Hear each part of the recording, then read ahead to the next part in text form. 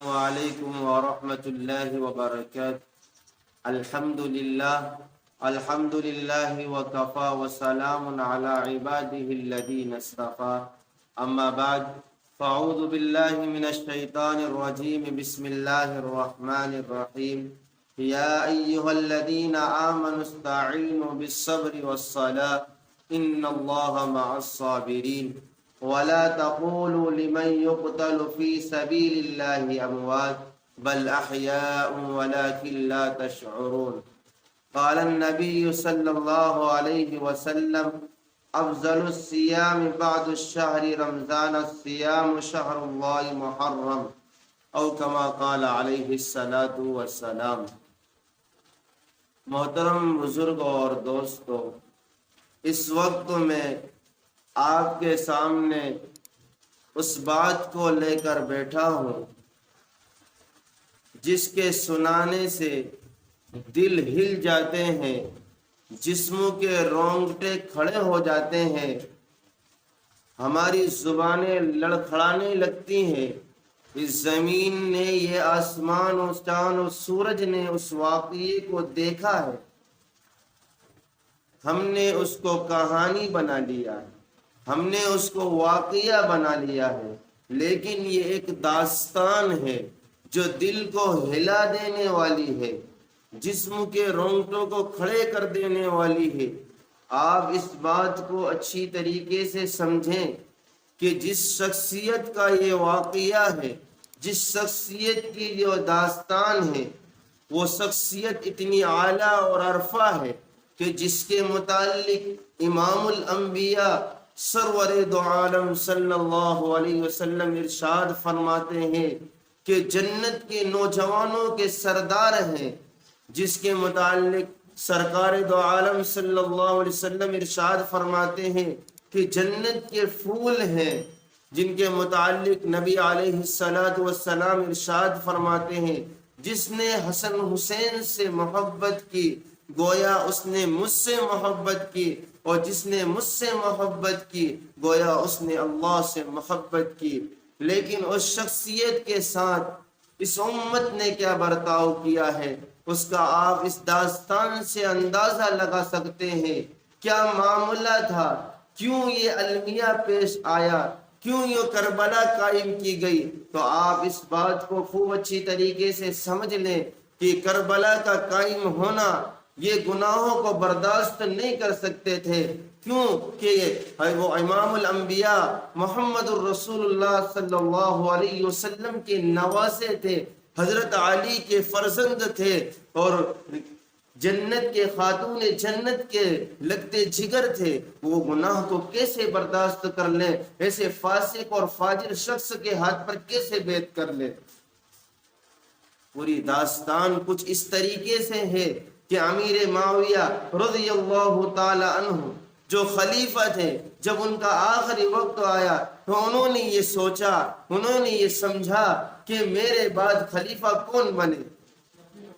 تو لوگوں نے جو ہے کہ رائے دی، بڑے بڑے صحابہ نے رائے دی، اور رائے لینے کے بعد انہوں نے یہ فیصلہ کیا کہ میرے بیٹے کو میرے بعد خلیفہ بنا دیا جائے۔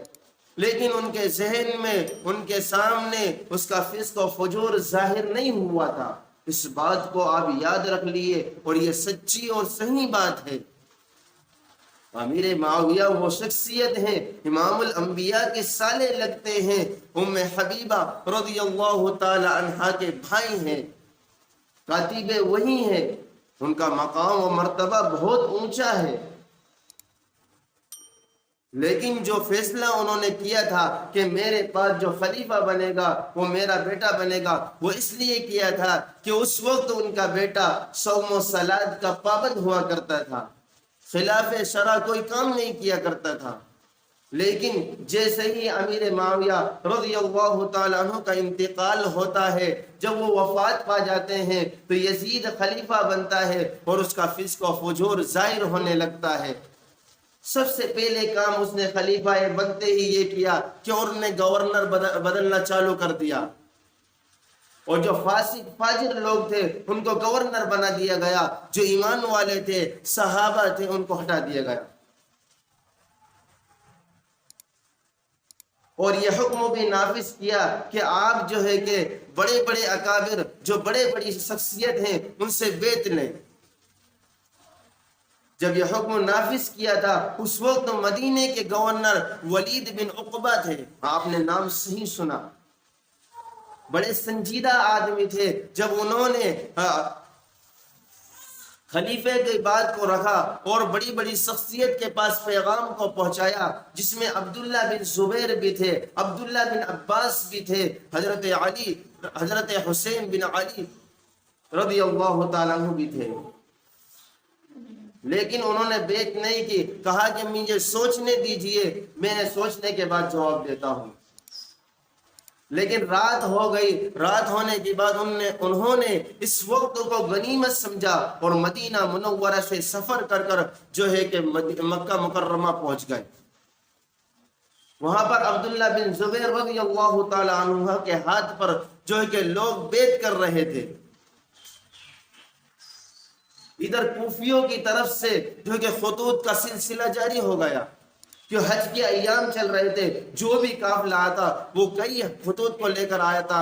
خطوط کی تعداد تاریخ کی کتابوں میں 18,000 سے بھی زیادہ جو ہے کہ لکھی ہوئی ہے، کہ آپ یہاں کی جگہ آ جائیے اور آپ کے ہاتھ پر ہم بیعت کرتے ہیں، آپ کو ہم اپنا خلیفہ، اپنا گورنر مانتے ہیں، ہم اپنا امیر بناتے ہیں۔ دیکھیے یہ بات سمجھ لیجئے کہ حضرت حسین رضی اللہ تعالیٰ عنہ یا حضرت علی رضی اللہ تعالیٰ عنہ کے صاحبزادے ہیں، خاتون جنت کے لگتے جگر ہیں، امام الانبیاء کے نواسے ہیں، اور ادھر عبداللہ بن زبیر یہ حضرت ابوبکر رضی اللہ تعالیٰ عنہ کے نواسے ہیں۔ جب حضرت حسین رضی اللہ تعالیٰ عنہ نے جانے کا پختہ ارادہ کر لیا تو بڑے بڑے صحابہ نے ان کو رائے دی کہ آپ رک جائیے، کیونکہ کوفہ والے پہلے سے ہی جو ہے کہ بدعہدی کرنے والے ہیں، خلاف ورزی کرنے والے ہیں، آپ کے ساتھ کہیں وہی معاملہ نہ کریں جو آپ کے والد محترم حضرت علی بن ابی طالب رضی اللہ تعالیٰ عنہ کے ساتھ کیا، آپ کے بھائی حضرت حسن رضی اللہ تعالیٰ عنہ کے ساتھ کیا، کہ انہوں نے زہر دے کر ان کو شہید کر دیا گیا۔ تو حضرت حسین رضی اللہ تعالیٰ عنہ ان کی بات کو نہیں مانا اور انہوں نے یہ عزم کر لیا کہ نہیں، میں کوفہ جاؤں گا، ان لوگوں سے ملوں گا۔ لیکن جب بڑے بڑے صحابہ کی جب رائے آئی تو انہوں نے اپنے چچا زاد بھائی مسلم بن عقیل رضی اللہ تعالیٰ عنہ کو کوفہ بھیجا کہ جاؤ وہاں کے حالات دریافت کر کے لاؤ، تو وہاں کس طریقے کے حالات ہیں، حقیقت میں کیا لوگ ہمیں چاہتے ہیں، حقیقت میں لوگ ہمیں چاہتے ہیں۔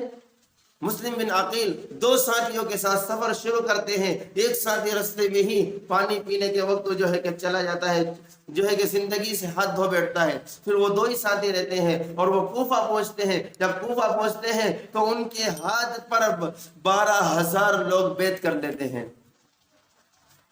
جب لوگوں کا یہ رویہ دیکھتے ہیں تو مسلم بن عقیل بھی خط لکھتے ہیں امام حسین رضی اللہ تعالیٰ عنہ کو کہ آپ تشریف لائیے، لوگ ہمارے فیور میں ہیں، جو کہ ہماری ماننے والے ہیں، ہمیں امیر بنانا چاہتے ہیں، ہمیں خلیفہ بنانا چاہتے ہیں۔ جب یہ خط ملتا ہے تو امام حسین رضی اللہ تعالیٰ عنہ کا ارادہ اور پختہ ہو جاتا ہے، اور پختہ ہو جاتا ہے، اور وہ سفر شروع کر دیتے ہیں۔ لیکن سفر میں تعداد ان کے اہل بیت کے ساتھ ساتھ صرف 150 لوگ تھے ایک روایت کے مطابق، اور ایک روایت کے مطابق 145 لوگ تھے، اور صرف 45 لوگ سوار تھے اور 100 لوگ پیدل چلنے والے تھے۔ جیسے ہی یزید کو پتہ چلا کہ حضرت عقیل، مسلم بن عقیل کے ہاتھ پر لوگ بیعت کر رہے ہیں، تو فوراً اس نے گورنر بدل دیا۔ وہاں کے کوفہ کے گورنر نعمان بن بشیر تھے، یہ صحابی ہیں، بڑے سنجیدہ آدمی ہیں، کئی روایتیں ان سے نقل کی گئی ہیں، لیکن ان کی جگہ پر جو کہ عبید اللہ بن زیاد کو لے کر آیا، جو بصرہ کا گورنر تھا، کہا کہ کوفہ کا گورنر بھی تجھے بنا دیا گیا۔ یہ بڑا فاسق فاجر شخص تھا، بڑا ملعون شخص تھا۔ جب کوفہ میں داخل ہوا تو نقابپوش بن کر آیا اور لوگوں سے کہا جو بھی اس شخص کے ہاتھ پر بیعت کرے گا اس کے ساتھ اس کی خیر نہیں، اور مسلم بن عقیل کے تعاقب میں لگ گئے۔ اور ان کو پکڑ کر شہید کر دیا گیا، اور جنہوں نے پناہ دی تھی اس کو بھی شہید کر دیا۔ اور مسلم بن عقیل کی لاش کو محل کے اوپر لے گیا اور وہاں سے ان کی لاش کو پھینکا۔ جب یہ خبر حضرت حسین رضی اللہ تعالیٰ کو پہنچی تو بڑے رنجیدہ ہوئے۔ ان کے بھائیوں نے کہا کہ ہم بغیر قصاص کے نہیں جا سکتے ہیں، ہم نہیں لوٹ سکتے ہیں۔ ادھر عبید اللہ بن زیاد نے 4000 لوگوں کا لشکر حضرت حسین کے مقابلے کے اندر بھیج دیا۔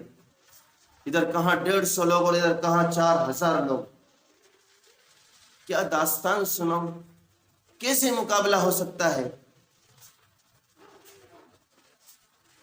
جب یہ قافلہ آمنے سامنے ہوتا ہے تو حضرت حسین رضی اللہ تعالیٰ عنہ سب سے پہلے یہ بات رکھتے ہیں۔ ان کی بات کا خلاصہ یہ ہے کہ میں تم سے لڑنا نہیں چاہتا، میں لڑنے کے لیے گھر سے نہیں نکلا ہوں، بلکہ مجھے تو بلایا گیا ہے خطوطوں کے ذریعے، اور بار بار خطوط بھیجتے رہے جن کی تعداد ایک روایت کے مطابق 1 لاکھ تک پہنچتی ہے، اور میں آیا نہیں ہوں خود۔ لیکن وہ نہیں مانے، کیونکہ وہ فاسق اور فاجر لوگ تھے، وہ ملعون لوگ تھے، وہ منافق لوگ تھے، بس بظاہر صرف ایمان والے بنتے تھے۔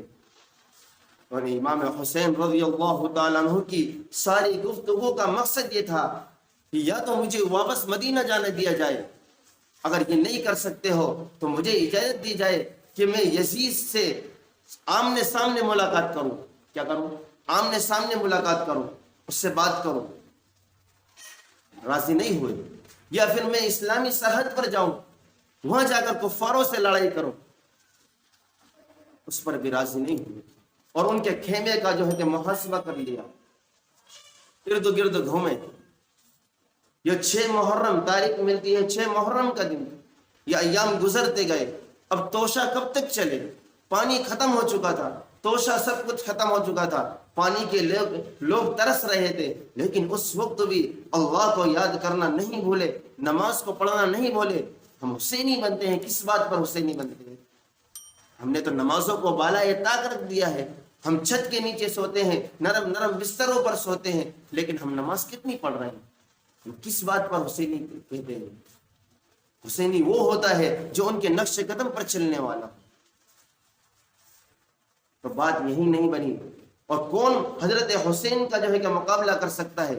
وہ حیدر کرار حضرت علی رضی اللہ تعالیٰ کے صاحبزادے ہیں، آمنے سامنے کوئی مقابلہ نہیں کر سکتا ہے۔ حضرت علی رضی اللہ تعالیٰ عنہ کے 9 بیٹے شہید ہوئے ہیں کربلا میں، صرف ہم نے حضرت حسین کو یاد رکھا، اور 72 ان سے محبت کرنے والے ان پر جان نثار کر دی۔ 72 لوگ شہید ہوئے ہیں کربلا کے، بڑے دردناک طریقے سے۔ حضرت حسین رضی اللہ تعالیٰ عنہ نے دشمنان اسلام سے اجازت مانگی کہ مجھے نماز پڑھنے دیجیے، لیکن نماز کی اجازت نہیں دی۔ اس موقع کے اوپر بہت سارے واقعات ہوئے۔ یزید کے لشکر میں سے ایک سوار نے کہا کہ تم تو جہنمی ہو۔ حضرت حسین رضی اللہ تعالی عنہ نے جواب دیا کہ اللہ تجھے جہنم کے قریب کرے۔ اس کی سواری بت کی اور وہ بھاگتا ہوا گیا، جسم کے اس کے چتڑے وہ اڑ گئے۔ حضرت حسین رضی اللہ تعالی عنہ تو وہ شخصیت ہے، اگر ہاتھ اٹھا دیتے تو یہ معاملہ ٹل سکتا تھا، لیکن نہیں، ہاتھ وہ اس لیے نہیں اٹھائے کہ میں ظالم کے ساتھ میں ہاتھ نہیں ملا سکتا ہوں۔ ان کا پورا خاندان بچ سکتا تھا، یا تو سارا ہی خاندان جو ہے اجڑ گیا ہے، کوئی نہیں بچا تھا۔ ان کی ایک بہن زینب حضرت علی رضی اللہ تعالیٰ عنہ کی بیٹی،